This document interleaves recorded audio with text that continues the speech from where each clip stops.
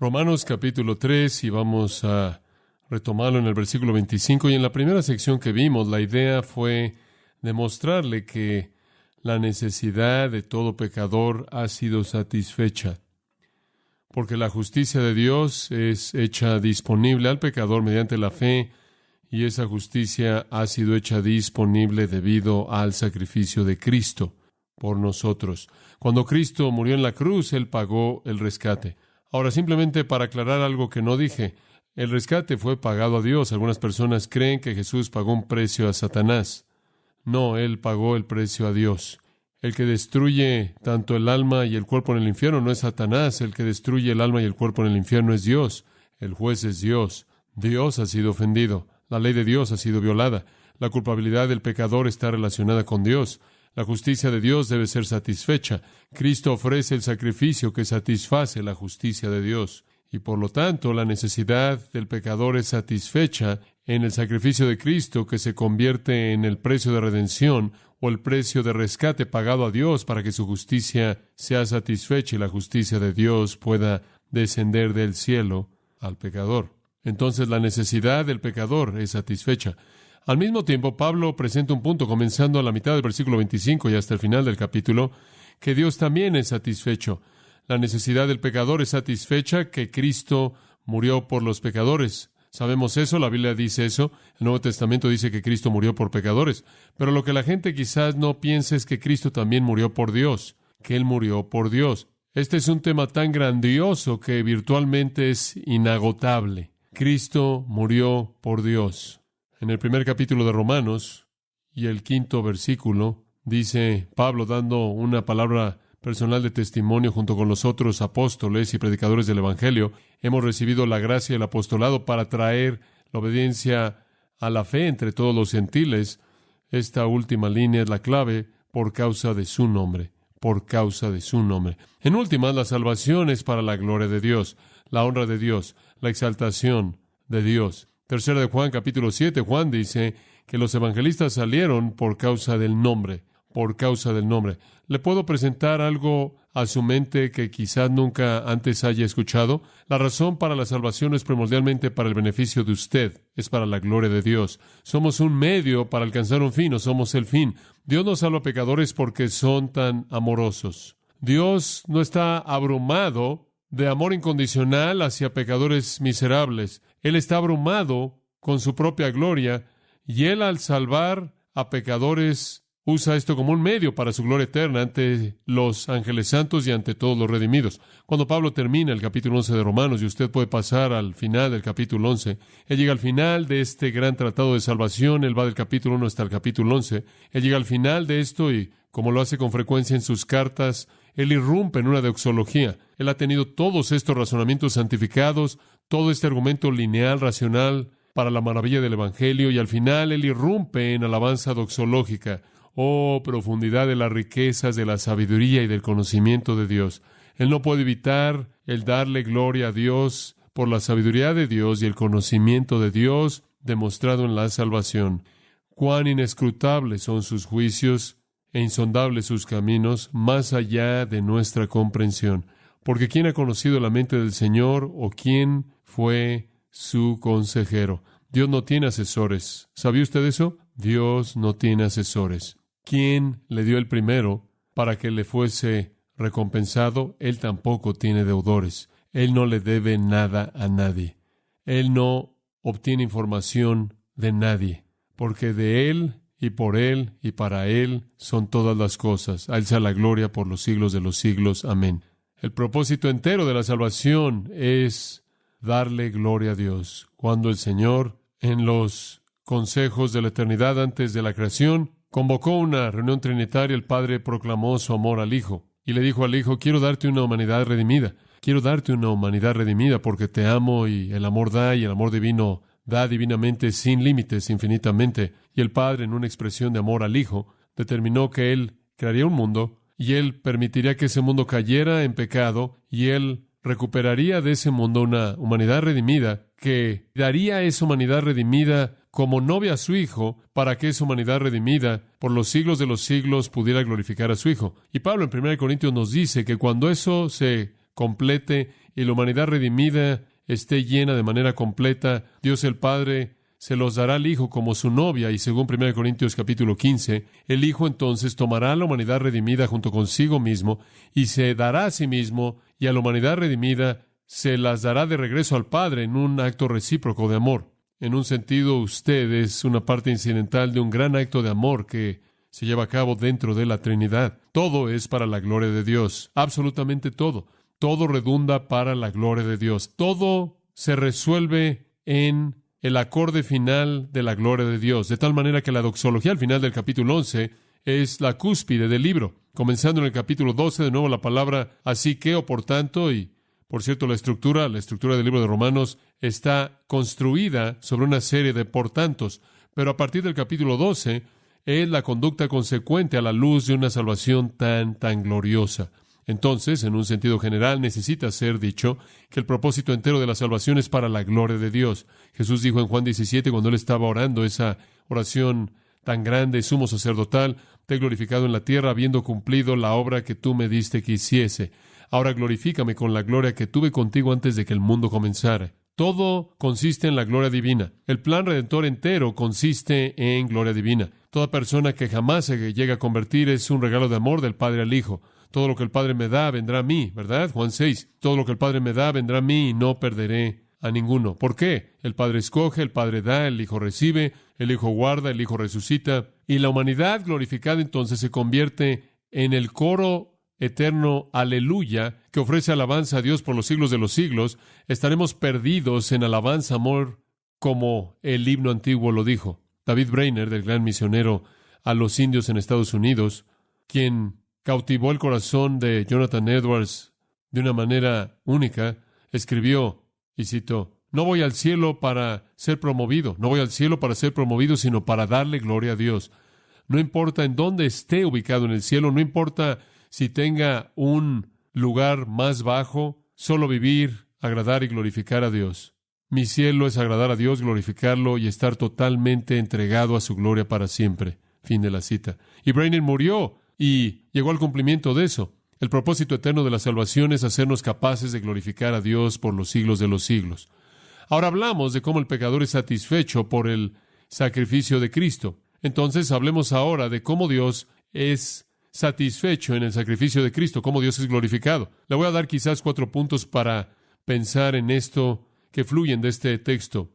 De regreso ahora al capítulo 3 de Romanos. Permítame leerle los versículos 25b hasta el final, simplemente para que esté de regreso en su mente.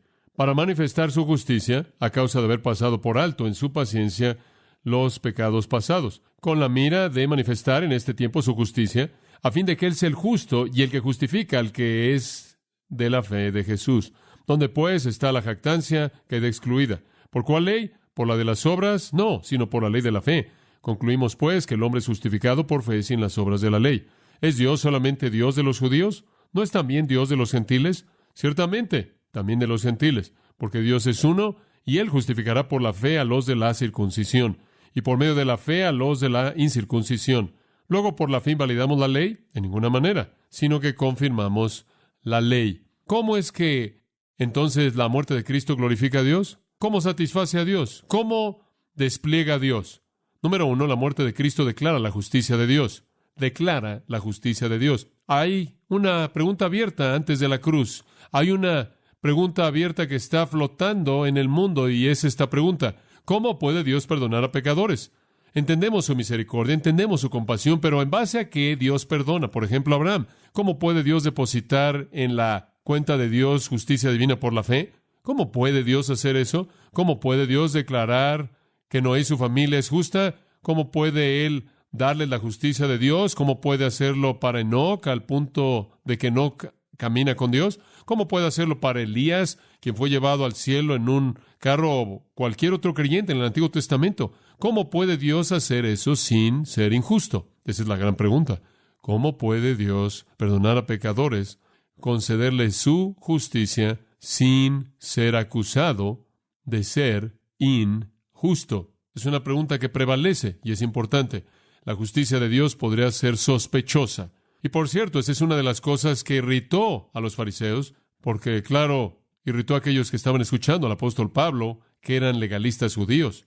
Simplemente no podían vivir con el hecho de que Dios podía nada más depositar su justicia por la fe en algún pecador. Y se remontaban al Antiguo Testamento y decían que Dios ha declarado que Él es santo y que Él es demasiado santo para ver la maldad, no puede tolerar la iniquidad. Cuando Dios ve la iniquidad en el Antiguo Testamento, la juzga, la castiga. Mire, los paganos tenían dioses que eran caprichosos, los paganos tenían dioses que eran incoherentes, los paganos tenían dioses que supuestamente podían ser apaciguados por ceremonias religiosas, ofrendas religiosas, sacrificios, cierta conducta moral. Pero ¿cómo es posible que usted pueda esperar por parte del Dios infinitamente santo que Él depositara su justicia en un pecador que ha confesado serlo? Como puede ver en el judaísmo, la forma dominante del judaísmo diseñada por los fariseos, usted ofrecía a Dios su santidad. Usted no caía ante Dios, golpeaba su pecho y decía, dame misericordia por mi pecado.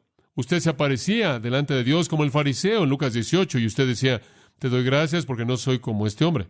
Doy diezmos, oro, ayuno, te ofrezco mi justicia.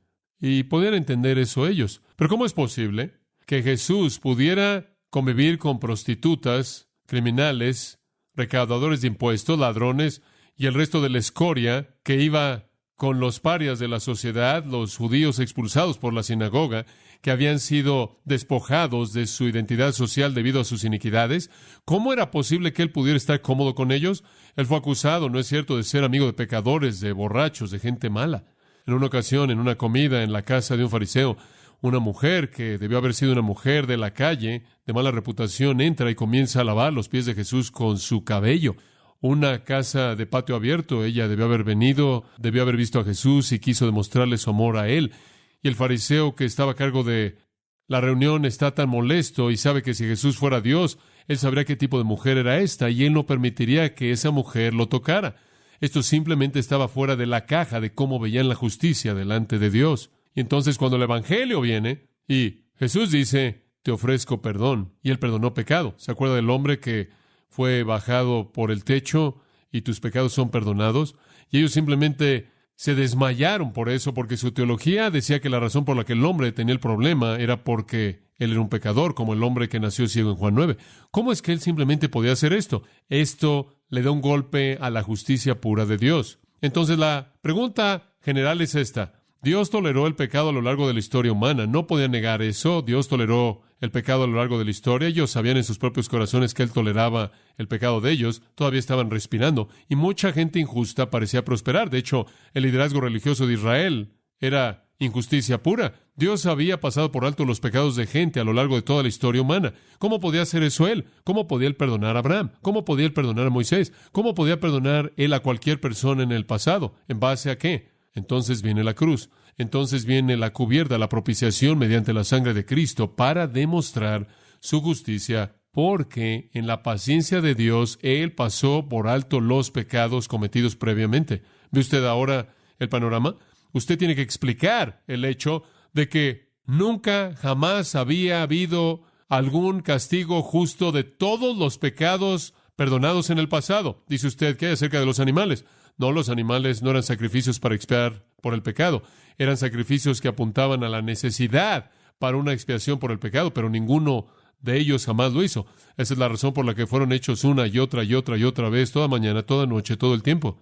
La pregunta es, ¿cómo explica usted la paciencia, la tolerancia paciente de Dios, el perdón pasado a lo largo de toda la era del Antiguo Testamento? ¿Cómo explica usted eso? Pecados que son pasados antes de Cristo. A lo largo de toda la historia pecaminosa del hombre, Dios pasó por alto sus pecados, los perdonó, tuvo compasión de ellos. Cuando se arrepintieron y vinieron a Él, Hechos 17:30 dice, los tiempos de ignorancia Dios los pasó por alto. Él no interfirió activamente. Él no trajo el juicio que merecían. La pregunta es, ¿cómo es que Dios puede hacer eso y aún ser santo? Los judíos en el día de Malaquías, de hecho, acusaron a Dios. Dijeron, todo el que hace maldad es bueno a los ojos del Señor, Él se deleita en ellos.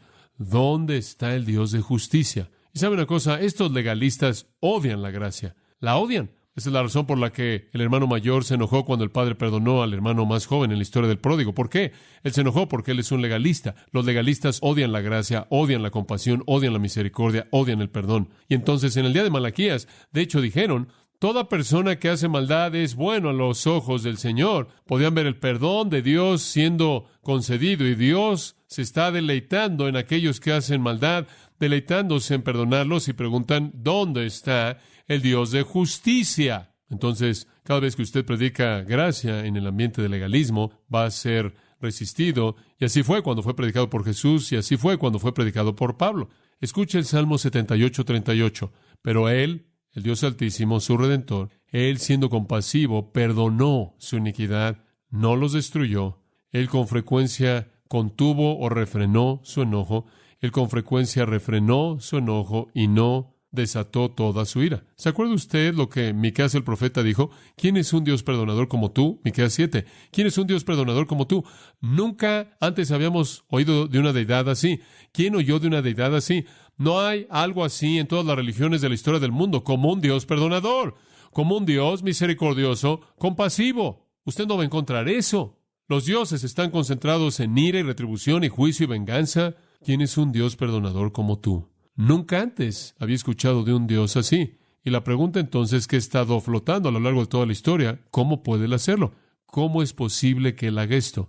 Y las palabras aquí, en el versículo 26, enmarcan el asunto. ¿Cómo puede ser el justo y el justificador de pecadores que tienen fe en Jesucristo? ¿Cómo puede Dios ser justo y el justificador? Ese es un dilema. ¿Cómo pueden ellos entender a Dios como alguien que es un Dios lleno de gracia y es misericordioso y al mismo tiempo santo y justo? El perdón barato, todo el mundo conoce el perdón barato, sabe que eso es una maldad moral. El juez es injusto. Si él permite que un criminal sea pronunciado inocente cuando él sabe que es culpable, él no va a ser juez por mucho tiempo si él tan solo deja que el criminal se vaya, porque él no siente compasión sobre él, porque la responsabilidad del juez es aplicar la ley, ¿verdad? Entonces, en el Antiguo Testamento existe este velo grueso sobre la justicia de Dios, y Él es conocido como un Dios de compasión. De regreso a Éxodo 34, dejaré que mi compasión y mi misericordia pase delante de ti. Su misericordia es mostrada a miles de miles, dice la Escritura. ¿Cómo puede Él hacer eso y ser justo? La muerte de Cristo responde eso. La muerte de Cristo es aquello que apunta a la justicia y rectitud de Dios. Alguien debe morir. Con frecuencia lo digo de esta manera. Todo pecado jamás cometido por toda persona que jamás ha vivido será pagado. Todo pecado. Ningún pecado quedará sin ser castigado. Todo pecado será castigado. Todo pecado será pagado. El pecador lo pagará en el juicio eterno y nunca podrá pagarlo de manera completa, o fue pagado de manera completa en el sacrificio de Jesucristo. Pero todo pecado será pagado. Dios está comprometido a tal grado con la misericordia que Él perdona. Él está tan comprometido con la justicia que Él coloca a su Hijo en una cruz como el sacrificio perfecto que su justicia demanda. Entonces Pablo ve la historia pasada y él explica con claridad la cruz se remonta al pasado para cubrir el pecado. La gente dice, ¿cómo es que la gente en el Antiguo Testamento fue salva? Fueron salvos porque creyeron en el Dios vivo y verdadero, sabían que eran pecaminosos, estaban aplastados bajo el peso de la ley y la incapacidad de guardarla, no tenían confianza en sus propias obras, rogaron por misericordia y perdón y gracia y compasión por parte de Dios, y Él la dio en base al sacrificio que todavía no había sucedido. Pero recuerde, Cristo es el Cordero inmolado desde la fundación del mundo. En la economía del Dios eterno no hay tiempo. El sacrificio de Cristo se estira para alcanzar el pasado y el futuro. Entonces, ¿cómo es que Dios puede pronunciar a un pecador justo? La sabiduría del hombre nunca habría podido resolver el dilema. Nunca. Entonces, el versículo 26 dice, acompáñenme al versículo 25, manifestar su justicia. Versículo 26, con la mira de manifestar en este tiempo su justicia. En este tiempo, refiriéndose al tiempo del Nuevo Testamento. Dios ha escondido esto en el pasado. Ahora es revelado en el tiempo presente. Esa es la razón por la que Pablo llama al Evangelio el misterio, ¿verdad? El mysterion. No algo que usted no puede entender, sino misterio en lenguaje paulino significa algo escondido, ahora revelado. Entonces, cuando usted ve la cruz, ¿qué está pasando en la cruz? Dios está siendo presentado como santo, Dios está siendo presentado como justo, Dios está siendo presentado como recto. Por tanto, la cruz fue para Dios, fue para manifestar su justicia. Y sucedió en ese tiempo, para que Él, si era justo y el justificador del que es de la fe de Jesús. La salvación entonces, cumplida por Cristo en la cruz, la provisión de la salvación, el medio de la salvación, la propiciación, el sacrificio, la cubierta es para Dios, para que Dios nunca pueda ser acusado de ser injusto. ¿Cómo puede ser Dios acusado de ser injusto cuando Él fue al extremo de ejecutar a su propio Hijo amado? Y cualquier persona que entendió el sistema sacrificial del Antiguo Testamento, como vimos en Levítico 1, podría haber esperado esto, porque literalmente hubieron millones de sacrificios animales en los que la muerte de un sustituto inocente demostró la necesidad de un sacrificio final por parte de un sustituto sin pecado. La cruz entonces demuestra la justicia de Dios, coloca la justicia de Dios en despliegue, la manifiesta al mostrar que Él no podía pasar por alto el pecado, Él no podía pasar por alto el juicio justo del pecado. La cruz glorifica a Dios de una segunda manera. Y hablaremos más de eso cuando lleguemos a las sesiones de mañana por la mañana. En segundo lugar, la cruz no solo glorifica a Dios al declarar su justicia, sino al demostrar su gracia. Demostrar su gracia. Versículos 27 y 28. ¿Dónde pues está la jactancia? Queda excluida. ¿Por cuál ley? ¿Por la de las obras? No, sino por la ley de la fe. Concluimos, pues, que el hombre es justificado por fe sin las obras de la ley. No hay lugar para la jactancia, no hay lugar para tomar el crédito, no hay lugar para congratularse uno mismo. Únicamente Dios podía hacer una provisión como esta. Es esencial, es parte del cimiento al entender el Evangelio, que el que fue ofendido tiene que diseñar los términos para quitar la ofensa, ¿verdad? Y Dios es el que ha sido ofendido. Dios es el que estableció el medio mediante el cual la ofensa pudiera ser quitada. Dios es el que maldijo al mundo. Dios es el que nos declaró como pecadores. Dios es aquel cuya ley ha sido violada, cuyo nombre ha sido blasfemado. Dios es aquel que entonces determina el medio por el cual eso puede ser revertido y borrado y eliminado. Él ha diseñado el plan y Él lo ha hecho por la fe siendo el medio mediante el cual somos justificados de manera independiente de las obras de la ley. Este es un acto de gracia pura, gracia pura.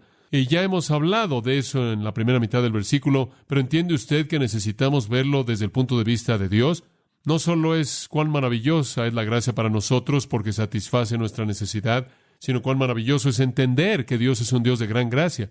La gracia de Dios se manifiesta en la cruz a tal grado que Él coloca a su propio Hijo ahí. Como usted sabe, conforme estábamos terminando el Evangelio de Marcos, regresamos a lo largo de las agonías de la Semana de la Pasión en la vida de nuestro Señor Jesús y volvimos a vivir todos los detalles de la cruz. Y nunca hago eso, pero mi corazón simplemente fue conmovido de manera total, profundamente conmovido por el sacrificio del Señor Jesucristo. Y qué cosa tan horrenda fue eso. En el huerto, como usted sabe, sus capilares se desintegraron a tal grado que la sangre estaba saliendo de sus glándulas del sudor debido al estrés, a la aflicción de llevar el pecado, de ser separado del Padre, de ser castigado. El castigo es tan enorme que literalmente se manifiesta en su fisiología. Y después Él ora esto en oración: Padre, pasa esta copa de mí. Y algunas personas han dicho, bueno, ese es un momento de debilidad. No, no es un momento de debilidad. Pasa esta copa de mí. Es el único comentario apropiado para alguien que nunca, jamás ha conocido el pecado. Si Él no dijera eso, pensaremos que algo estaba mal con Él. No me diga que ese es un momento de debilidad. Esto es tan extraño para Él que es inconcebible para Él, y para mostrar algo de los horrores. Y yo creo que fue en las tinieblas, en la oscuridad de el mediodía hasta las 3 de la tarde, en esas 3 horas que Él llevó de manera total los pecados de todos los que creerían en Él en 3 horas. Dice usted, bueno, ¿cómo es posible que Él podía llevar en 3 horas todo el castigo de Dios para todos los pecados de todos los que jamás creerían en Él, cuando todas esas personas, si no creyeran, no podrían llevar el peso de su propio castigo a lo largo de toda la eternidad? ¿Cómo es que Jesús en 3 horas pudo llevar el castigo completo de millones de almas que no podían llevarlo para siempre en el infierno? Respuesta, Él tiene una capacidad infinita de llevar el juicio de Dios porque Él mismo es una persona infinita. La gracia encerrada en esto es sorprendente, sorprendente. Esto nos recuerda, claro, cuando escribí el libro de Historia de dos hijos y prediqué a lo largo de esa serie del padre corriendo y abrazando al pecador inmundo. Esta es una condescensión que es absolutamente sorprendente. Entonces, cuando usted ve la cruz, usted no solo ve cómo satisface la necesidad del hombre, sino cómo satisface a Dios y manifiesta su justicia. Y el hecho de que Él hace que esta justicia esté disponible por la fe y no por la ley y no por obras, manifiesta su gracia. En tercer lugar, la cruz revela la coherencia de Dios, su coherencia. En cierta manera ya tocamos esto y Pablo está regresando un poco aquí para retomar estas grandes verdades. La cruz apunta a la justicia de Dios, apunta a la gracia de Dios y apunta a su coherencia. Versículo 29, el versículo 28 dice, concluimos pues que el hombre es justificado por fe, sin las obras de la ley. Y después viene el versículo 29. ¿Es Dios solamente Dios de los judíos? Ciertamente también de los gentiles. Porque Dios es uno y Él justificará por la fe a los de la circuncisión y por medio de la fe a los de la incircuncisión. ¿Hay dos caminos para alcanzar la salvación? ¿Hay un camino judío y hay un camino gentil? ¿Acaso los judíos fueron justificados por la ley y los gentiles justificados por la fe? Eso ha sido sugerido por muchas personas. Si usted viene de un trasfondo dispensacional tradicional, a usted quizás se le enseñó eso, pero este versículo establece, el versículo 29, que Dios es el Dios de todos los hombres, judío y gentil. Isaías 54:5 dice, el Dios de toda la tierra será llamado. Jeremías 16:19, la nación vendrá a ti de los fines de la tierra y el muro de división que está en medio es derribado y no hay judío ni gentil en Cristo. Todos sabemos eso. Dios es el Dios de todos. Él es el único Dios. No me avergüenzo del Evangelio. Es el poder de Dios para salvación al judío y también al gentil. Y entonces el versículo 30 dice que Él justificará por la fe a los de la circuncisión y por medio de la fe a los de la incircuncisión. Esa parte de la mitad es para modificar. Dios es uno. Un Dios significa que Él es el Dios de todos. No hay otro Dios. Esto es monoteísmo, Deuteronomio 6:4, ¿verdad? Jehová nuestro Dios uno es. Él salvará a todos los hombres por la fe mediante la gracia. Él justificará a todos los que creen, judío o gentil. Él salva a todos de la misma manera a lo largo de toda la historia humana. No sé lo que usted piensa acerca de, entre comillas, las dispensaciones, pero si usted está atorado en el pasado en eso, usted tiene que entender que en todos los periodos de la historia humana, el mismo Dios, un Dios, salvó a la gente de una manera por gracia, por medio de la fe. Siempre ha sido por fe, siempre de manera independiente de las obras, siempre un acto de gracia, siempre al depositar en la cuenta de ellos su propia justicia, aunque son indignos de ella como un regalo de gracia. Antes de que Israel siquiera fuera identificado, leemos, Noé halló gracia en los ojos de Jehová. Moisés halló gracia. Abraham se apropió de una salvación de gracia por la fe. Entonces, siempre ha sido el camino, la manera de Dios, y Dios no puede ser acusado de desviación.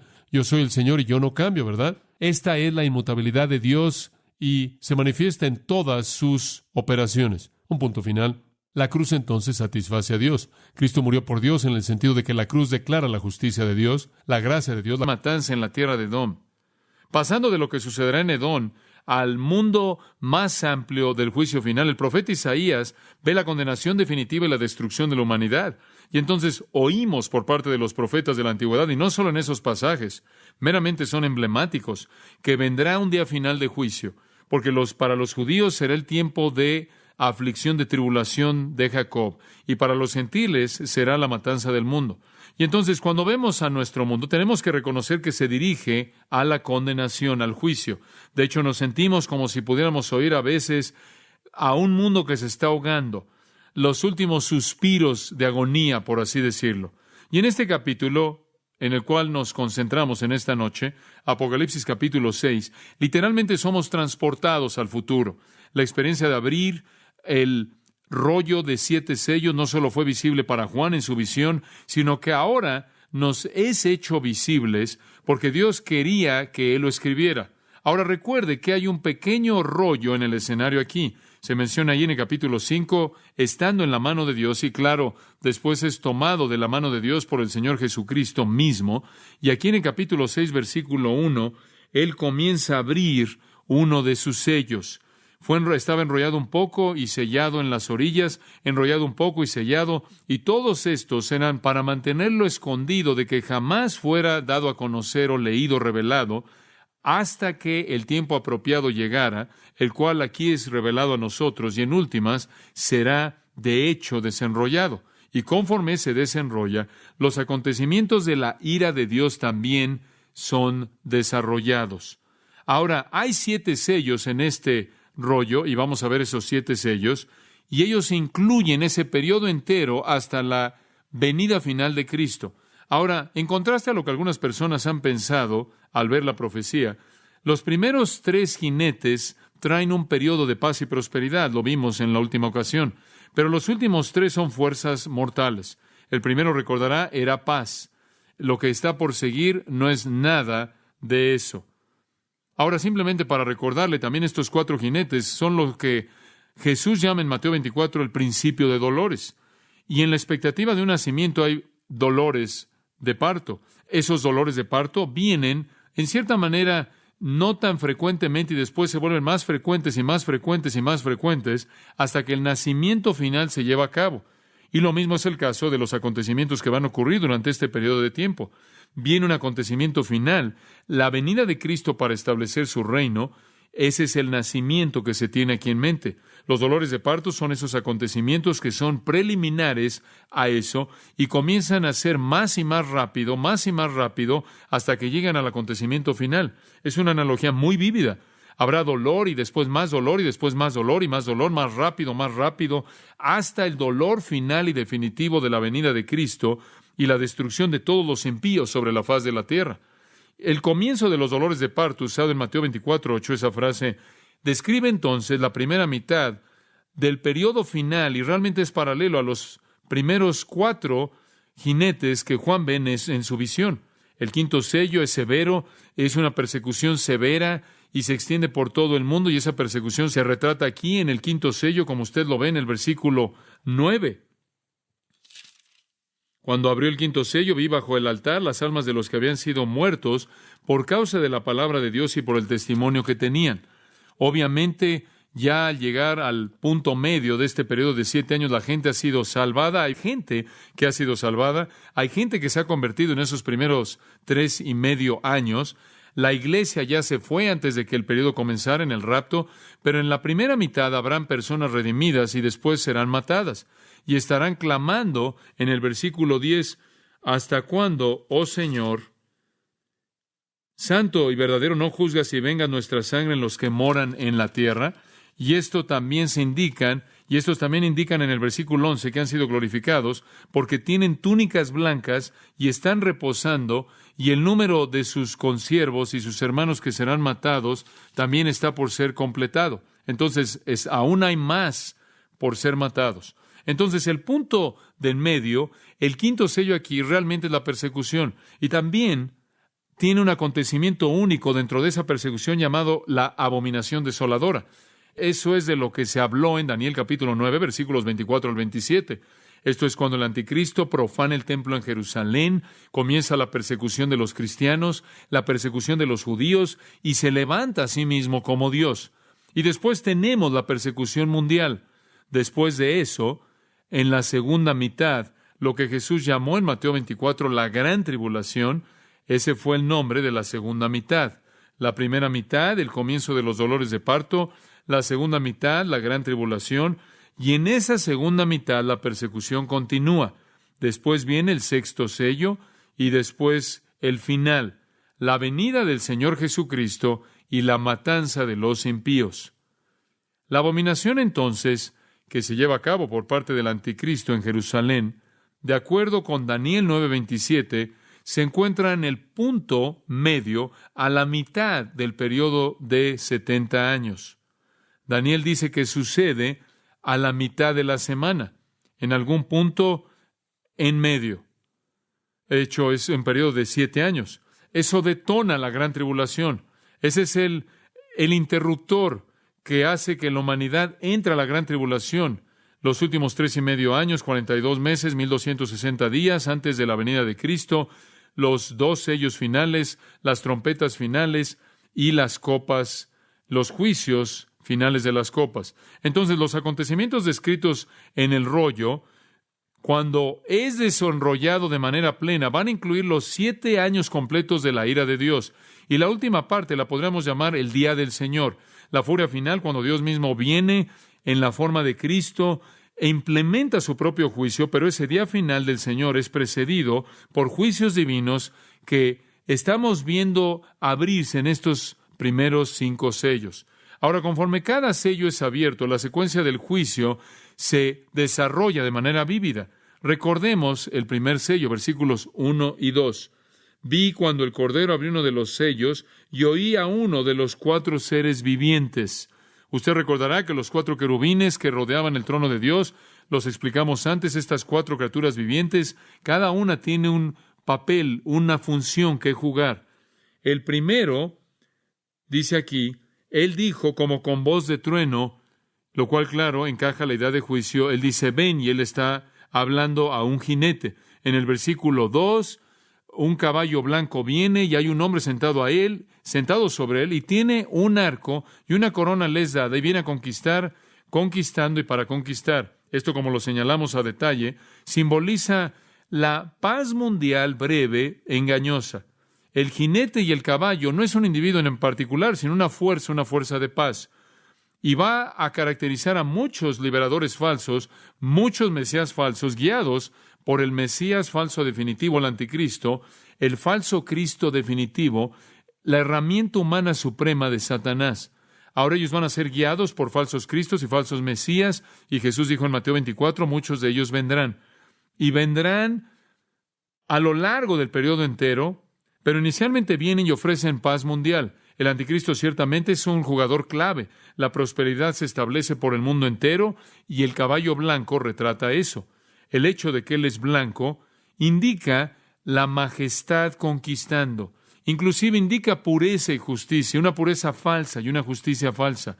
Notará que tiene un arco, pero no tiene flecha, lo cual significa que tiene cierta cantidad de autoridad, pero conquista sin llegar a disparar ni una flecha.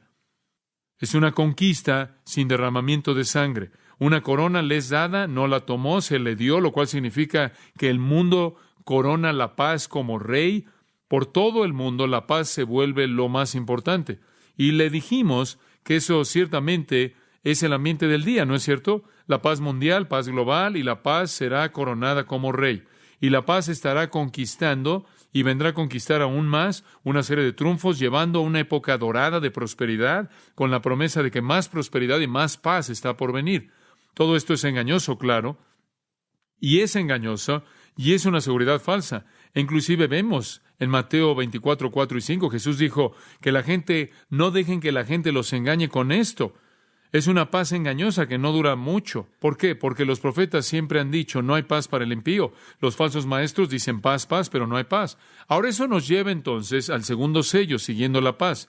Y no conocemos el periodo de tiempo exacto, la agenda exacta, pero no va a tardarse mucho, porque en la primera mitad va a tener a estos otros 3 jinetes que entran. Entonces, si solo son 3.5 años, usted puede saber que la paz mundial no va a durar mucho tiempo. Juan todavía está en el cielo cuando usted llega aquí a los versículos 3 y 4, transportado allá al principio de la visión en el capítulo 4, versículo 1, pero las visiones ahora están retratando acontecimientos que suceden en la tierra.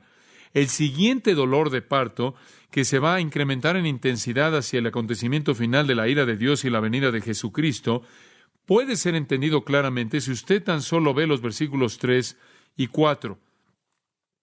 Cuando abrió el segundo sello, oí el segundo ser viviente que decía, ven y mira.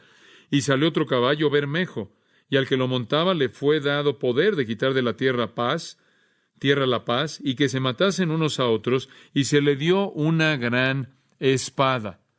Es otra razón por la que sabemos que el primer jinete es paz, porque el segundo quita la paz. En una palabra, el segundo jinete no es paz, el segundo jinete es guerra mundial. Ahora eso no nos debe sorprender, porque en Mateo 24 Jesús dijo, siguiendo el engaño de la paz, capítulo 24, versículos 4 y 5, Él inmediatamente dice, oirán de guerras y rumores de guerras. Y después, en el versículo 7, Él dice, y se levantará nación contra nación y reino contra reino. Ese va a ser el siguiente acontecimiento en el flujo, en la secuencia de precursores que llevan al día final del Señor. Y aquí la historia se vuelve algo feo. Aquí la historia se vuelve fea, y se queda así hasta que Cristo establece su reino. Ahora veamos los detalles. Versículo 3. Él abrió el segundo sello. Aquí estamos hablando del Cordero. El Cordero, el león de la tribu de Judá, el heredero legítimo es el que abre el segundo sello, en lo cual, y al hacer esto, él desenrolla otra sección del rollo que describe los acontecimientos que se están llevando a cabo en esta segunda fase del juicio de Dios que se está desarrollando. Oí al segundo ser viviente, y Juan nunca lee nada. Es como si, conforme usted desenrolla el rollo, lo que está escrito ahí es actuado, se vuelve un drama visible. Y el segundo ser viviente, el segundo querubín dice, ven. Y vemos exactamente el mismo escenario. El ángel que está ahí cerca del trono de Dios, que se nos describe ahí en el capítulo 4, versículos 6 al 9, como uno de los 4 seres vivientes, le habla al siguiente jinete conforme el Señor soberano rompe el sello y el juicio se desarrolla. Hay una respuesta inmediata por parte del jinete, y en el versículo 4 salió otro caballo bermejo.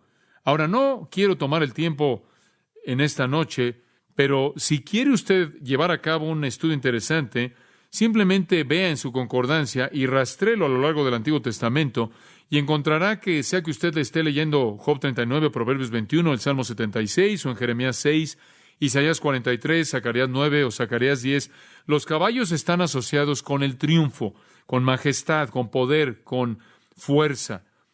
Inclusive los encontramos más adelante en el libro de Apocalipsis, unos caballos bastante raros. En el capítulo 19, versículo 11, aquí viene el Señor en su segunda venida en un caballo blanco, y después en el versículo 14, los ejércitos que están en el cielo, esto es los creyentes, también están vestidos de lino fino, limpio y resplandeciente, los siguen en caballos blancos. Ahora es cuestionable si esos son caballos literales, ciertamente son simbólicos de triunfo, son simbólicos de poder y majestad y fuerza. Ahora esta fuerza que viene, notará que es bermejo, esto es rojo, en contraste a blanco.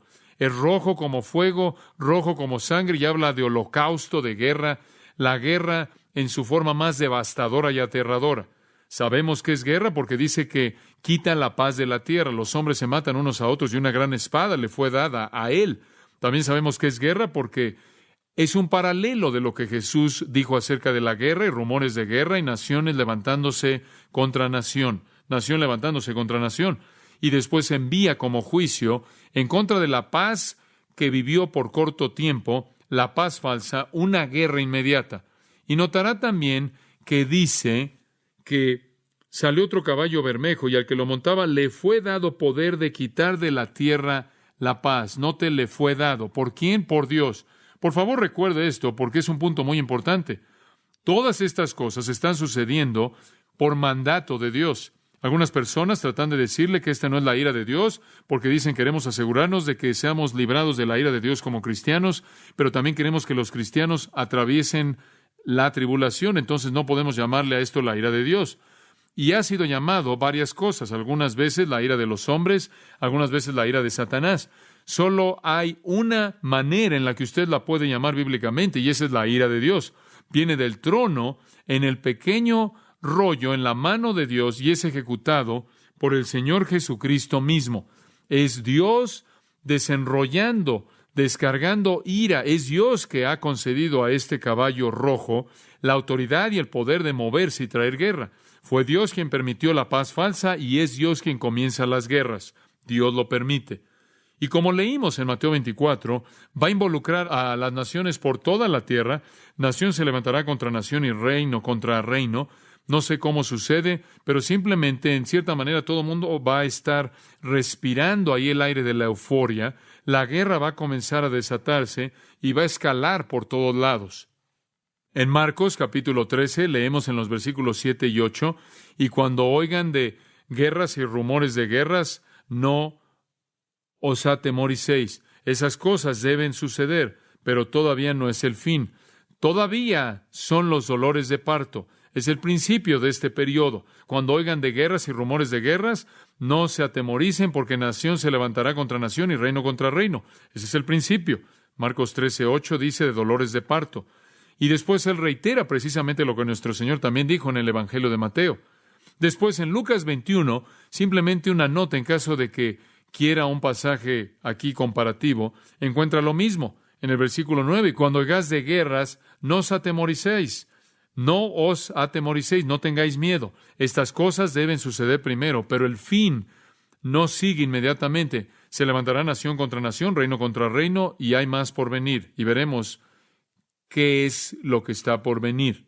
Ahora, esta fuerza de guerra que viene tiene tres características. Característica número 1, quitar la paz de la tierra. Versículo 4, quitar la paz de la tierra. En algún punto, al principio de los primeros 3.5 años, en los dolores de parto, al principio, la paz mundial se convierte en guerra. Eso inició la paz. Esa prosperidad engañosa llega a su fin. Y noten, si son tan amables, que dice, para quitar la paz de la tierra. Eso significa que es global. La guerra va a estar por todos lados. La tierra entera va a perder su paz. En segundo lugar, los hombres van a matarse unos a otros. Una matanza violenta comienza a llevarse a cabo por todo el mundo. Y no conocemos los detalles específicos de eso, simplemente exactamente lo que dicen las Escrituras. Va a haber una matanza por todos lados. Por cierto, esta guerra se lleva a cabo prácticamente en el resto de la tribulación. Ciertamente va más allá del punto medio hasta la segunda mitad. La matanza va más allá de esto también. Comienza al principio y se lleva a cabo por mucho tiempo. Y una tercera característica, se le dio una gran espada, una macaira megala. Esta macaira es la palabra que se usa de la espada del soldado, la que se usaba en la batalla. También es usada para el arma de los asesinos. Retrata la guerra y el asesinato y la rebelión y la revuelta y la masacre, una fuerza mortal que involucra matanza y muerte. Esa es la intención de la Magala Macaira, la gran espada. Y esa es la espada que era usada por los soldados y también por los asesinos. No tanto la espada larga y ancha, sino la que era mortal, la que llevaban la Macaira, la que era más corta, como la daga de los asesinos en la mayoría de los casos, aunque también se puede referir, la palabra también se puede referir a otro tipo de espadas. En este tiempo en particular, fueran cual fueran las cosas positivas que habían estado viviendo aquí en el mundo, llegan a un alto absoluto. Lea Jeremías 25, si tiene tiempo, de los versículos 15 en adelante, y verá algo del desarrollo de esta guerra horrible. Ahora, el anticristo va a ser un jugador clave en esto, como él lo fue en la paz mundial. Él va a tener una función clave como la tuvo en la paz mundial. Sabemos eso a partir de Daniel 8:24. No sabemos exactamente cómo se va a desarrollar en este punto su función, pero sabemos que va a estar involucrado. Daniel 8:24 dice esto acerca del anticristo, que él va a destruir a un grado extraordinario, él va a destruir a hombres poderosos y al pueblo santo. Ahora usted recordará que él es el que dirigió un tratado de paz con Israel, de acuerdo con Daniel, ¿se acuerda? Él hizo un pacto con él hizo un pacto con ellos, probablemente él va a ser el instrumento de paz mundial, pero cuando la guerra comienza por todos lados, para contener su poder y mantener su autoridad, él va a tener que volverse a la guerra. Él mata a muchos, incluyendo a judíos y a cristianos. Él quizás no inicie las guerras, él puede estar intentando resolverlas hacia el punto medio de la tribulación y después lleva a cabo su obra perversa de abominación, y eso es solo parte del holocausto que él produce. Y vea por un momento, si es tan amable, Daniel 11. No quiero entrar sin por lo menos darle un toque del escenario en el cual se mete el anticristo. En Daniel capítulo 11, versículo 36, dice que este anticristo, llamado el rey, que hará lo que él quiere, el rey voluntarioso, el anticristo va a exaltarse y a elevarse por encima de cualquier Dios, de todo Dios. Él se vuelve un dictador mundial. Él habla cosas monstruosas contra el Dios de dioses, Daniel 11:36. Él prosperará hasta que la indignación sea terminada para que aquello que ha sido decretado sea hecho. Dios permita que este hombre profano se vuelva soberano y un dictador que hable contra Dios, que llegue al poder. Él no va a mostrar respeto alguno hacia los dioses de sus padres. Él es alguien profano. Él no muestra consideración hacia el deseo de las mujeres. Ahora eso podrá ser una referencia al deseo de las mujeres, siendo una frase que los judíos solían usar para hablar del Mesías. Esa es una posibilidad, que no tiene respeto, no le dé importancia al verdadero Mesías, al verdadero Cristo. Quizás una mejor posibilidad, cuando dice que él no tiene el deseo de las mujeres, indica que es un homosexual. No algo difícil de concebir en nuestro mundo. Él no mostrará consideración alguna para ningún otro Dios y se va a magnificar, se va a elevar a sí mismo sobre todos los hombres. Él va a honrar al Dios de las fortalezas. Este es el Dios de la fuerza, un Dios a quienes sus padres no conocieron. Él honrará con oro, plata, piedras preciosas y tesoros. Él va a ser extremadamente rico para poder financiar sus guerras. Él va a tomar acción contra la más fuerte de las fortalezas con la ayuda de un Dios extraño. Él le va a dar gran honra a aquellos que lo reconocen y va a causar que gobiernen sobre los muchos, y él va a darles tierra por un precio. Él tiene a sus enemigos y sus aliados, y él comienza a pelear aquí y ahí y a ganarse aliados para las guerras, y puede verlo involucrado en un esfuerzo de guerra masivo. Y todo esto está por todo el mundo rodeando a Israel. Inicialmente él supuestamente va a proteger a Israel, y aparentemente protege a Israel cuando todo esto comienza. Hacen un pacto con él y los protege mientras que esta guerra mundial se está desarrollando y escalando, y él está tratando de posicionarse como el dictador mundial y la gran potencia. Y la matanza se está llevando a cabo, y él continúa protegiendo a Israel hasta el punto medio de la tribulación, y después él hace lo que hace al profanar el templo y comienza a moverse para matar a Israel. Sin duda alguna, el anticristo viene en paz. Probablemente resuelve algunos problemas en el Medio Oriente, inclusive problemas mundiales. Él se vuelve el protector de Israel, con quien Israel hace un pacto. Él encabeza el Imperio Romano revivido, probablemente una confederación europea, el Imperio Romano revivido, habiendo ocupado Europa. Él va a venir como un gran líder de Europa. Israel está bajo su sombrilla de protección y bajo la sombrilla de protección de la Confederación Occidental, el poder europeo, la potencia europea, y el anticristo va a gobernar el mundo. Y después el mundo, en todos sus levantamientos, va a ser aplastado. Después, versículo 40 dice, en el fin del tiempo, los días postreros. Esto probablemente se lleva a cabo en la segunda mitad, simplemente para mostrarle el rango amplio de sus guerras, o hacia el final de la segunda mitad, el tiempo del fin, probablemente la gran tribulación, la segunda mitad de sus 7 años. El rey del sur va a chocar con él. Ahora, no sabemos quién es el rey del sur, pero si usted va al sur de la tierra de Israel, está en Egipto. Y no sería difícil creer que Egipto va a venir contra el anticristo. Y no será demasiado difícil creer que Egipto va a venir contra él, debido a que él ahora ha establecido su trono ¿en dónde? En Israel, en Jerusalén. Allí es donde él se levanta a sí mismo como Dios para ser adorado por el mundo entero. Este es un lugar estratégico, como usted sabe, en el mundo, debido a que es la encrucijada de muchos caminos en el mundo, Asia, África, Europa. Y él es atacado por el rey del sur. Literalmente el texto hebreo dice, para empujar como cabra, como bajar sus cuernos y venir en ataque. Probablemente el rey del sur no es identificado solo como Egipto, porque es el sur entero. Todo el mundo musulmán de Egipto, Libia, Etiopía, África, la alianza que viene contra él, viene de esa parte del mundo. Un ejército africano de cierto tipo se mueve contra el anticristo, quien no solo está gobernando el mundo, sino que ha establecido su trono como Dios en la ciudad de Jerusalén. Y también notará en el versículo 40 que el rey del norte va a venir contra él, carros y jinetes y muchas naves, y claro, el equivalente moderno de todo eso. Aquí viene el rey del norte. ¿Quién es? Bueno, algunos creen que es Rusia. ¿Podría ser Rusia? Ciertamente he enseñado en nuestro estudio de Daniel que está bien suponer que podría ser esa nación masiva de Rusia. Hay toda razón para pensar que podría ser, porque habla de estar en el norte, y eso está en el norte. También es razonable suponer que podría ser otra conspiración árabe. Y la manera en la que la Unión Soviética se está dividiendo en la actualidad y se ha dividido, y la manera en la que el mundo árabe parece estarse uniendo como un enemigo en común contra Israel, podría llevarnos a pensar que es razonable suponer que algún tipo de coalición árabe del Medio Oriente con Irak e Irán y las otras naciones árabes hostiles se van a unir. Entonces tiene usted un mundo musulmán empujando por la parte de abajo y otro mundo musulmán, dice usted. ¿Por qué es llamado el rey del norte? porque todo conquistador que viene a la tierra de Palestina en su historia viene del norte, porque usted no puede entrar por el este.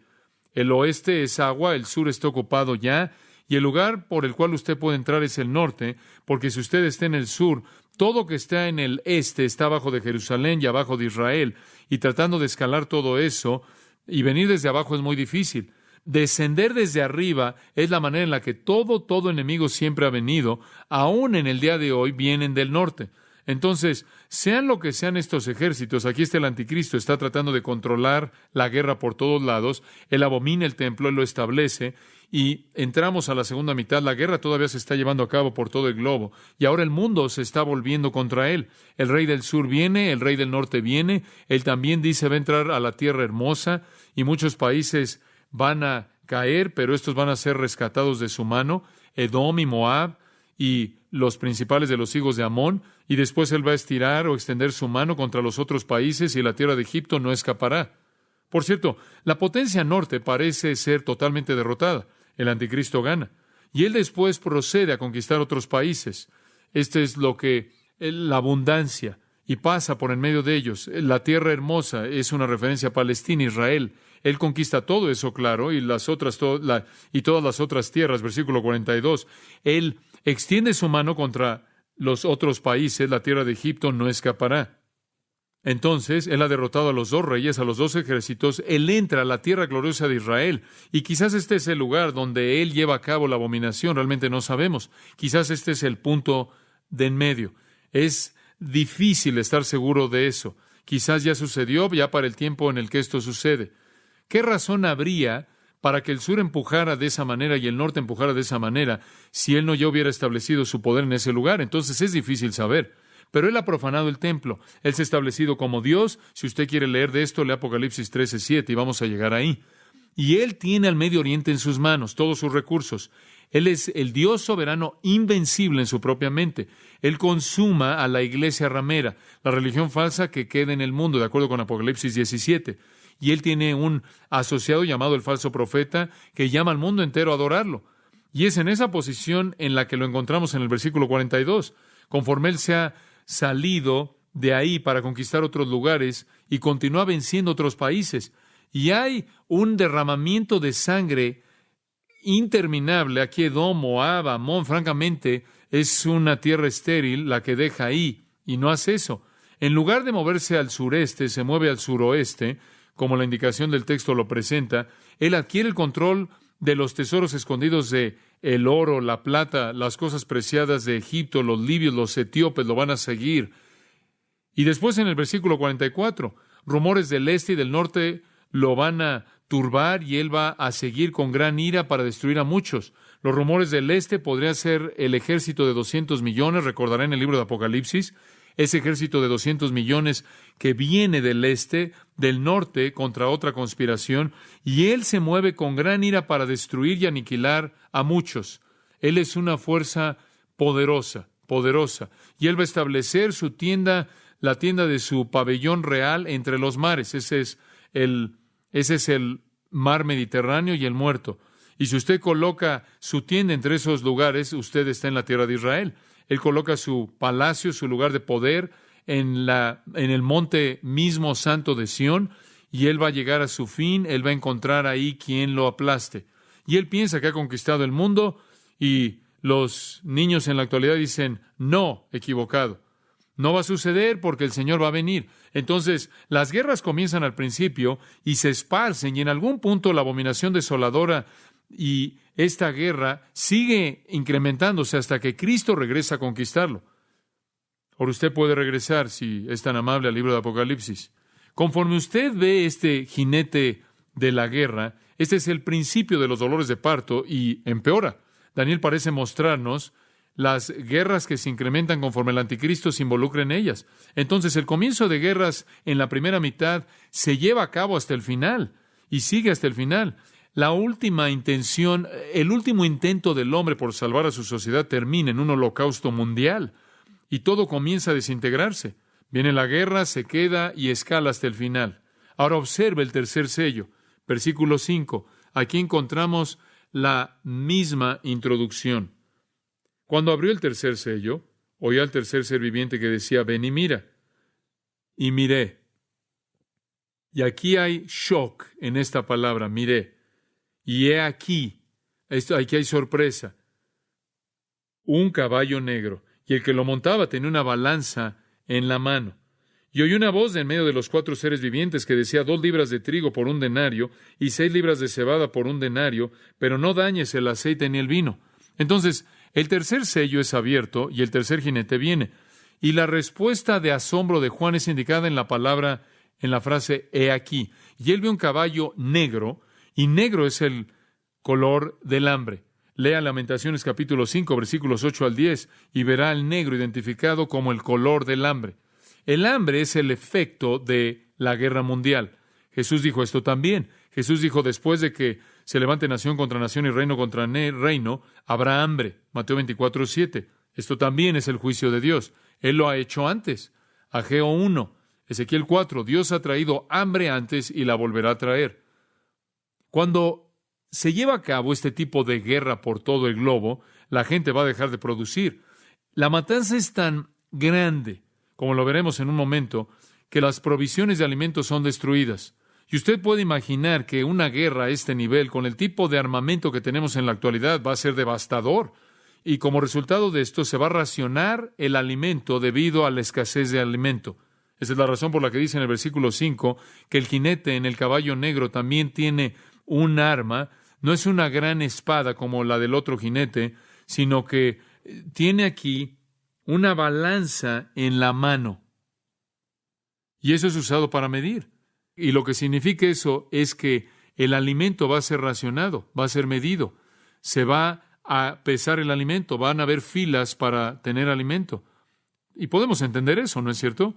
Algunos de ustedes inclusive pueden recordar las filas en las que se tenían que formar para adquirir alimento en la Segunda Guerra Mundial. Algunos de ustedes han visto retratos de filas que hacía la gente para poder conseguir alimento en Europa Oriental.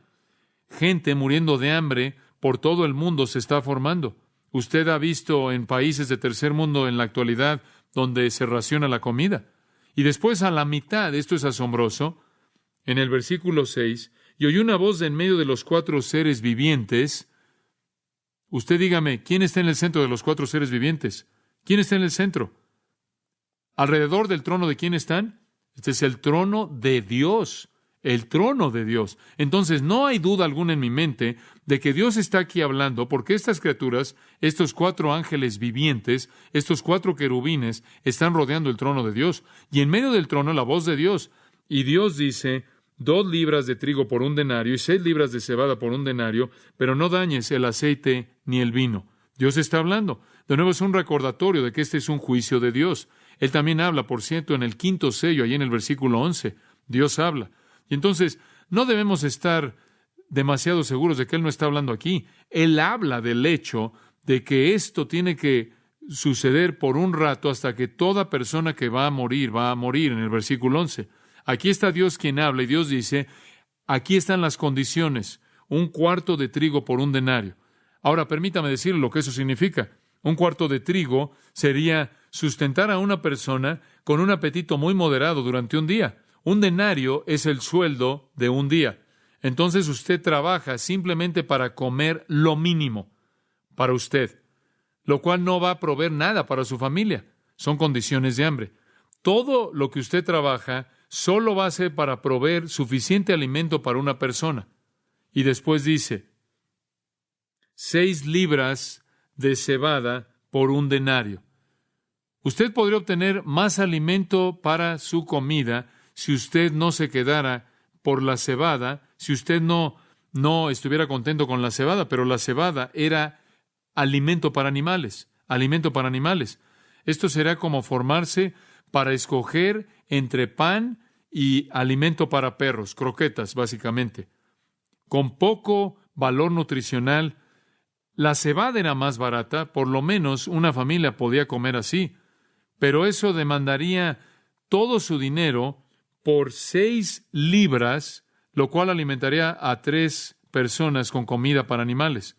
Esas son condiciones de hambre, y eso es lo que la guerra le va a hacer al mundo. Y después Dios dice, pero no dañes el aceite ni el vino. Han habido muchos tipos de interpretaciones diferentes de eso. Y creo que usted, si lo lee de manera directa, tiene sentido, de manera simple, decir, Dios les advierte que tengan mucho cuidado con su vino y su aceite, porque es tan preciado. Si lo único que tiene es trigo crudo, sin ningún aceite para mezclarlo, sin ningún vino para acompañarlo, es muy, muy difícil.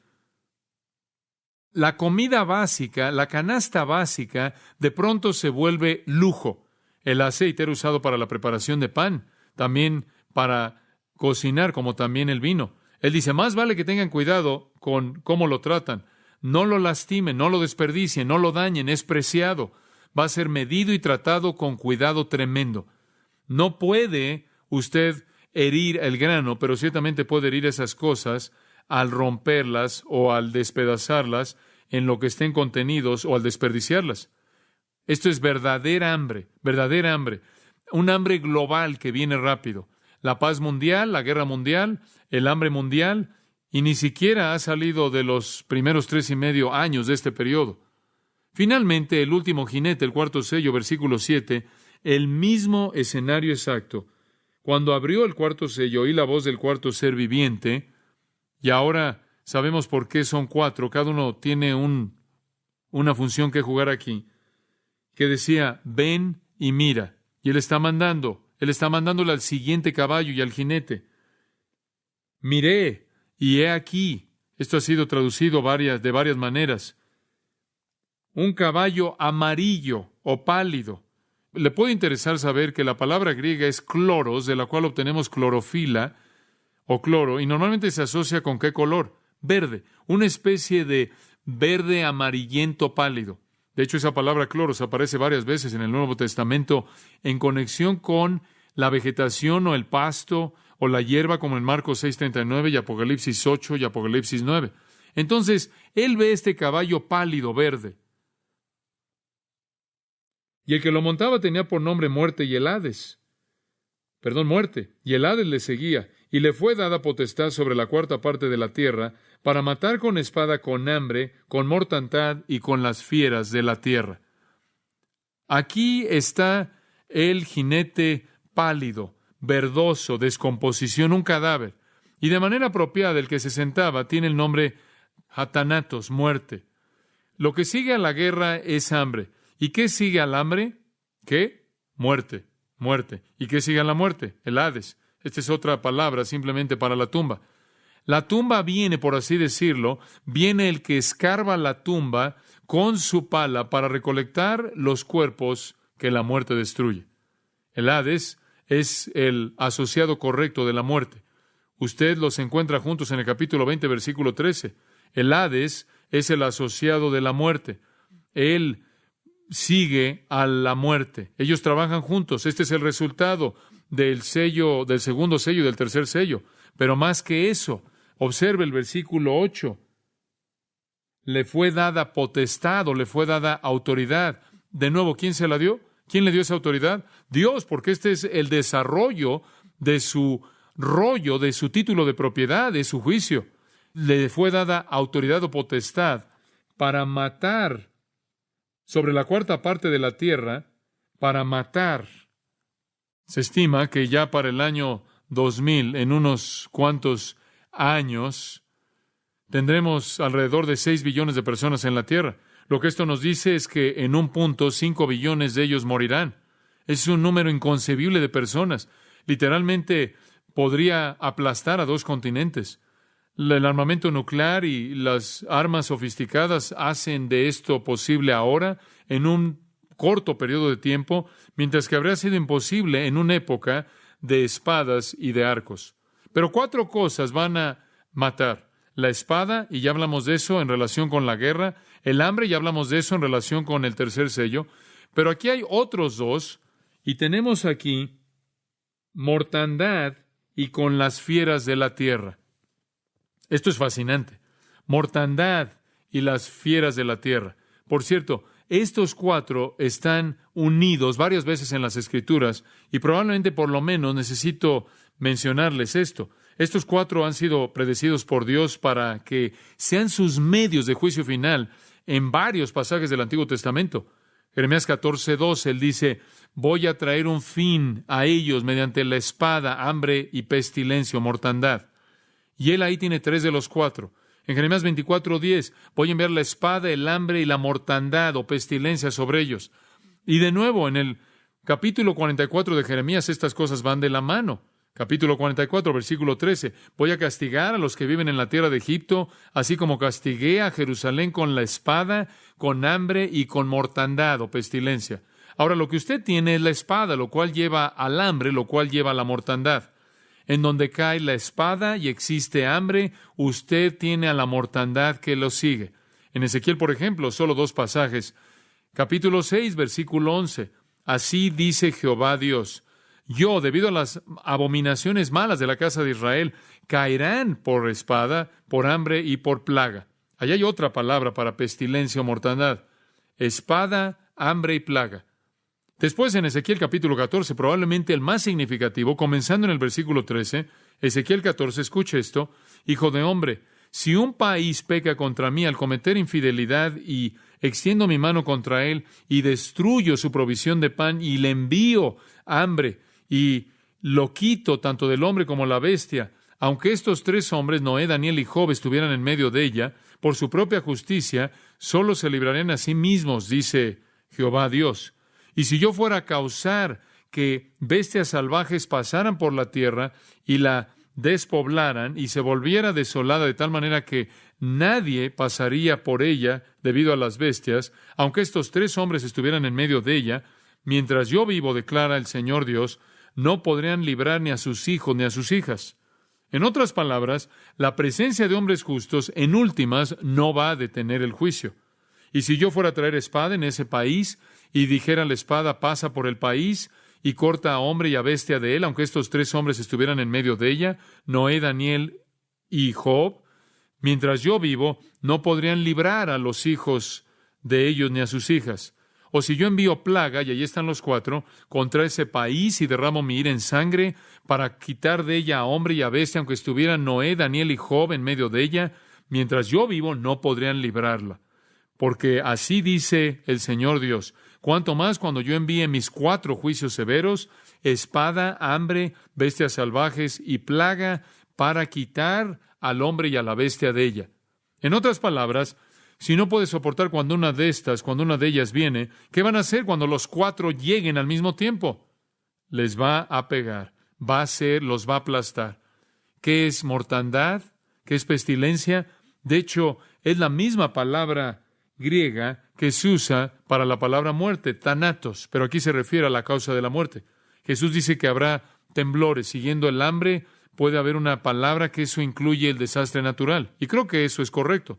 Si usted tiene guerra al nivel que va a estar sucediendo en este tiempo en particular, con el tipo de armas que tenemos en la actualidad, va a haber un cataclismo de temblores creado por las bombas y los misiles y toda esa destrucción devastadora. También podría referirse al tipo de temblores que son el resultado de eso. Podría referirse a desastres naturales que Dios va a liberar, así como inundaciones y terremotos. Podría referirse a armas biológicas, armas químicas, las cuales tenemos en abundancia, que podrían matar a millones de personas. 1/4 de gas nervioso puede matar a 1 millón de personas. Podría referirse a enfermedades. Escuche, cuando usted tiene una guerra mundial, y la devastación que va a llevarse a cabo con esa guerra mundial, seguida de el hambre que va a llevarse a cabo, usted sabe muy bien, igual que yo, que va a haber un problema con la salud, la salubridad, todas esas cosas. Y no sé si usted recuerda esto, pero 20 millones de personas murieron en una epidemia de enfermedad en la Primera Guerra Mundial, porque conforme las naciones estaban en guerra, trajeron diferentes tipos de virus con ellas. 6 millones más murieron de tifoidea en la Primera Guerra Mundial. Muerte masiva, aún a través de una enfermedad como el SIDA, es posible. Y hay más bacterias mortales que están por todos lados. La tifoidea, por ejemplo, mató a 200 millones de personas en 4 siglos. Subestimamos el poder de la enfermedad para matar a poblaciones enteras. Y después en Apocalipsis 6 él añade no solo la mortandad, que podría significar todas esas cosas, pero añade bestias salvajes. Dice usted, ¿qué es eso? ¿No tenemos fieras o bestias salvajes en Norteamérica? ¿De qué está hablando? No tenemos bestias salvajes o nada. Usted tiene que ir a África para encontrar a leones o a China en algún lugar para encontrar a tigres siberianos o lo que sea. ¿Qué son esto de fieras? Permítame hacer una pregunta. ¿Usted sabe cuál es la criatura más mortal sobre la faz de la tierra? ¿La criatura más mortal, más terrible en la faz de la tierra? No es una serpiente, no es un león, no es un cocodrilo, una rata. Históricamente, la criatura más mortal, más mortífera sobre la faz de la tierra. ¿Por qué? Las ratas anualmente son responsables por la pérdida de billones de dólares de alimento en Estados Unidos, de Norteamérica, nada más, y muerte por todo el mundo. Las ratas infestadas con la plaga bubónica mataron 1/3 de la población de Europa en el siglo XIV. Esa es la propia estadística de la Enciclopedia Americana. Las ratas pueden ser portadoras de hasta 35 enfermedades al mismo tiempo, y lo que es sorpresivo, si 95% de la población de ratas es exterminada en un área dada, se va a reemplazar a sí mismo en menos de un año. Ha matado a más personas que todas las guerras en la historia, y siempre hace su hogar en donde viven los hombres. Con la guerra y el hambre y los terremotos, ahí va de la mano la salubridad. No hay medicina, las condiciones de vida descienden a un nivel primitivo y las ratas pueden ser las fieras que están ahí matando. Un juicio divino terrible. Y este es solo el principio, más por venir. Y tristemente, no es sino hasta el 6º sello que la gente reconoce que Dios es la fuente de esto. Y usted hace una pregunta, ¿verdad? ¿Hay alguna esperanza para nuestro mundo? Y la respuesta es no, no hay esperanza, esto va a venir, esto es inevitable. Usted hace otra pregunta, ¿hay alguna esperanza para mí? La respuesta es sí, sí, hay esperanza para usted en Jesucristo. Usted oyó los testimonios en esta noche, ¿no es cierto? Estas personas no solo han sido libradas del alcoholismo, no solo han sido libradas de la falsa doctrina, no solo han sido libradas de sus propios pecados y sus propias iniquidades, sino que han sido libradas de todo esto. Es sorprendente que el escritor de Hebreos dijo, ¿cómo escaparemos si descuidamos una salvación tan grande? Y la respuesta es no, no escaparemos. Pero Jesús ha provisto una manera, un camino para escapar. Padre, gracias por el regalo de Cristo y su provisión. Cosas aterradoras, cosas terribles le esperan al mundo. Y tú las has presentado aquí, pero no lo reconocen. Aquí es a donde van y no sabemos cuánto tiempo va a pasar antes de que comience. Pero, Señor, te damos gracias porque nos has librado de tu ira terrible, del día del Señor, del día del juicio terrible. Nos has librado a través de Cristo. Te damos gracias por la salvación que Él provee, que nos salva de la ira venidera, incluyendo ese infierno eterno, ese juicio eterno.